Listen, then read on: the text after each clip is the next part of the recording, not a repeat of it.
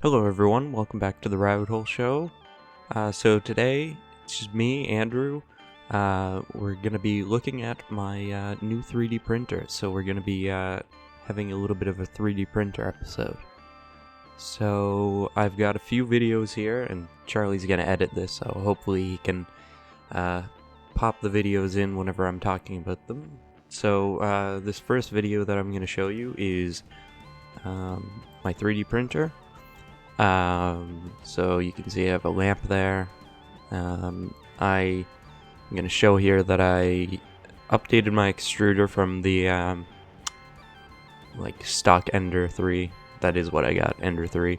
And here I'm showing that the I don't even know what those are called. The adjustment knobs at the bottom are different. I'm going to show some of the things that I made here.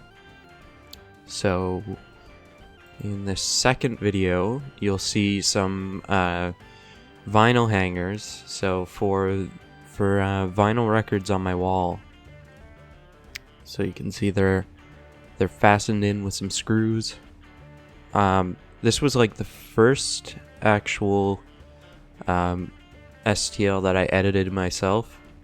So somebody made those hangers, and it had like you had to buy adhesive tape for your wall, and I bought some, and then they just kept falling off. So I decided to edit it and put some screws in it. So this third video is showing my cabinets. Yeah, it's pretty quick, but you can see everything there. And then, in this video, it's a little bit of a longer one, so it's taking me a little bit. So, this first 3D print that I made was a map of PEI. Second one's a creeper cookie cutter for my nephew's birthday. Third, the light switch thingy sticks your light switch on. You can't turn it off whenever you have that. Good for if you have smart lights. This is a flexible dolphin. That was actually the first print I ever successfully did. Then we've got failed V-Buck print. It was supposed to have a loot llama on top of it. These are the Nautilus gears. They're pretty nice. This one is actually another failed. This is kind of like what the design was. It's a failed loot llama. I made the scale way too small. I don't even know how that worked, but... and this is a Rabbit Hole Studios, or the Rabbit Hole Show logo. And this video that I'm going to leave on is actually a time-lapse of me making the Rabbit Hole Show logo. So you can kind of see how a 3D printer works layer by layer. So yeah, my current setup for my 3D printer is I've got all of those upgrades that I did. So I got the updated extruder, which is what feeds the filament through the Bowden tube, which I got a Capricorn tube, and down into the hot end, which then extrudes from the nozzle.